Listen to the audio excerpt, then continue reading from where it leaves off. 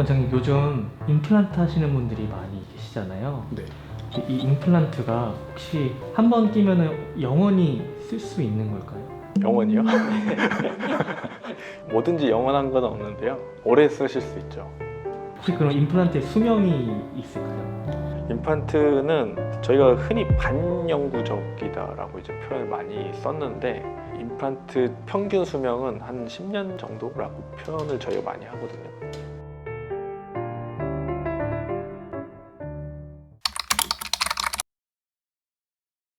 임플란트가 반영구적이다라고 저희가 표현하는 이유는 그 임플란트의 구조물을 한번 생각해 보면 되는데, 뿌리 부분 있잖아요. 나사를 픽스처라고 해요.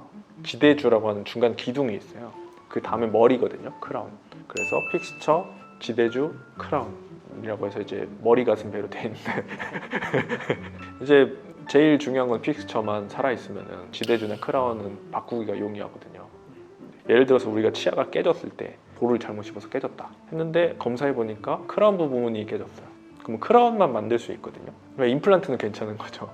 네, 이렇게 수리가 좀 용이해요. 예전에는 치아를 뽑게 되면은 틀니나 브릿지, 주변 치아가 괜찮은 브릿지 같은 걸 했는데, 그게 망가져 버리면은 브릿지 새로 다시 해야 되잖아요.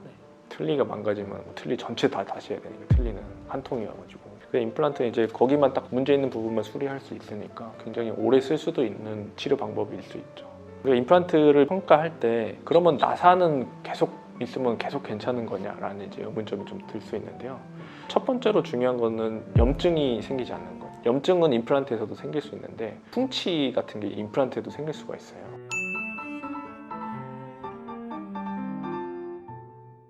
풍치가 생기면 어떤 건가요? 음식물이 청소되지 않고 치주염을 유발하는 세균들 때문에 뼈가 흡수돼서 치아가 흔들리는 거거든요. 임플란트도 임플란트 주변에 치주염이 진행이 되면 뼈가 녹아버리니까, 땅이 없어지니까 당연히 이제 이 픽스처도 흔들릴 수가 있겠죠. 네. 그렇게 된 경우에는 이제 이 본체도 다시 해야 되는 상황이 오는 거죠. 여기서는 지금 오른쪽 아래 임플란트를 말씀드릴 건데 괜찮아 보이죠?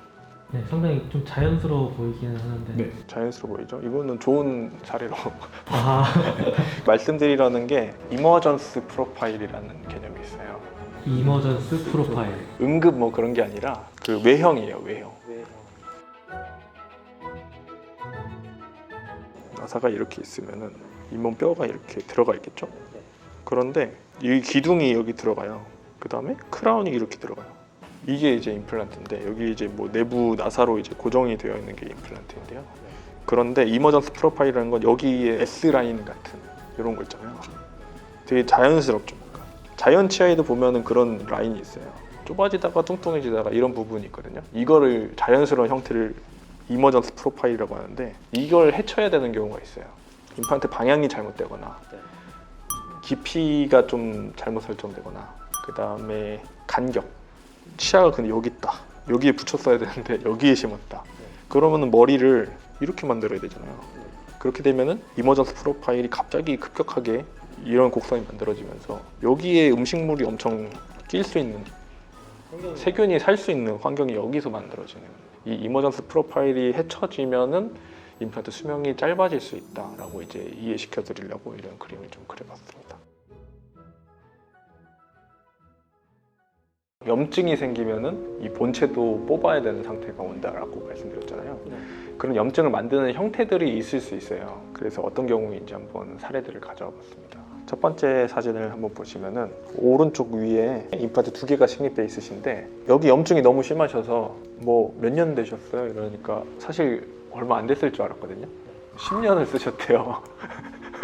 CT를 한번 찍어봤는데 하얗게 보이는 게 치아고 이게 본체고 머리. 여기다가 다시 그려서 표현해드릴게요. 잇몸 뼈가 이렇게 있고 임플란트가 여기 있어요.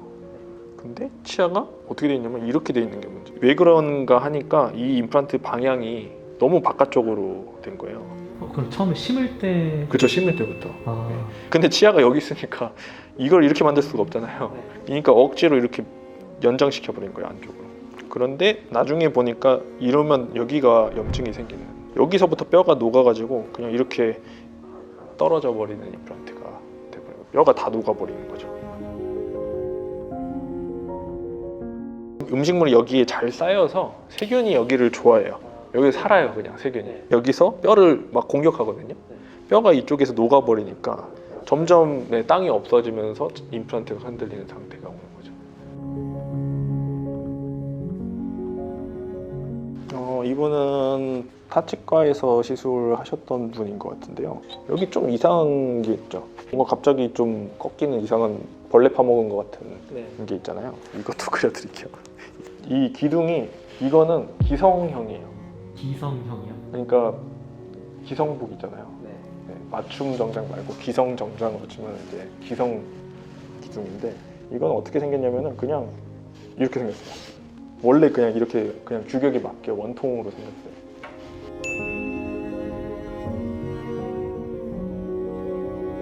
그런데 잇몸이 우리가 사람마다 다 다르잖아요. 그 잇몸이 실제로 보니까 이렇게 생긴 거예요. 그러니까 크라운을 만들 때 여기 이게 맞추라고 이 선이 있는 건데 이렇게 맞춰요. 그러면 이 모양이 그려지죠. 이게 끝까지 들어가지도 못하고 그냥 이렇게 부착되는 거예요. 이게 그래서 맞춤형 기둥을 쓰는 게 제일 좋은데, 이렇게 잇몸 밑으로 파고드는 기성형 기둥을 써버리면은 이머전스 프로파일이 깨져버리는 형태가 나오는 거죠.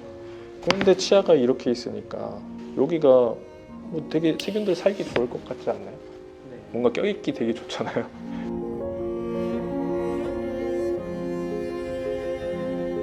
맞춤형은 그냥 이렇게 만들어요. 이렇게.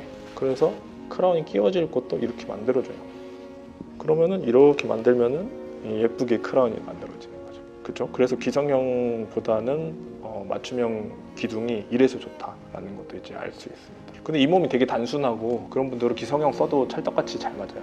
기성형이 잘 맞는 그런 잇몸 상태를 보고서 이제 그렇죠. 기성형을 써도 무방한 형태가 있을 수 있겠죠.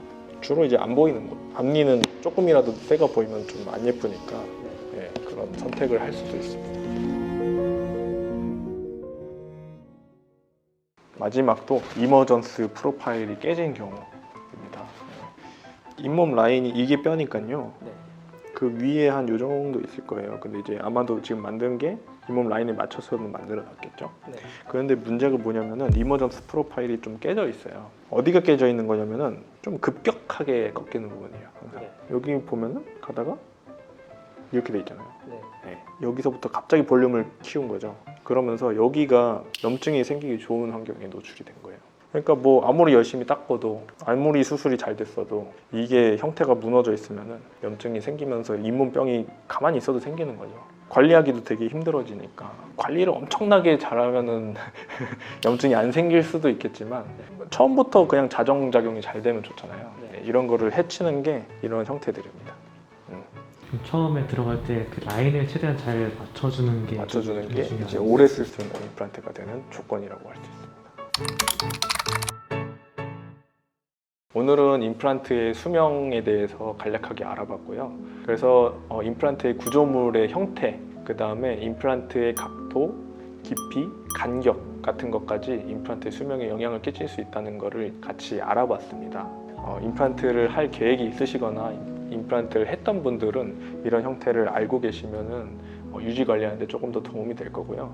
그래서 임플란트는 정기 점검이 가장 중요하다라는 것과, 잇몸병이 똑같이 생기잖아요. 충치는 이제 없어졌는데 잇몸병은 그대로 생길 수 있기 때문에 치아처럼 똑같이 관리를 해주시는 거. 관리할 때 임플란트 관리 어떻게 하나요? 라고 말씀하시는데, 이렇게 중간에 끼는 음식물들 잘 제거해 주시고 양치질은 자연 치아처럼 잘 닦아 주시려고 하시는 게 임플란트 수명을 늘리는 방법이니까 이번 영상 보시고 이렇게 임플란트를 관리하는 방법, 그리고 정기검진이 꼭 필요하다는 것을 알고 계시고 시술을 받으셨으면 좋겠습니다. 감사합니다.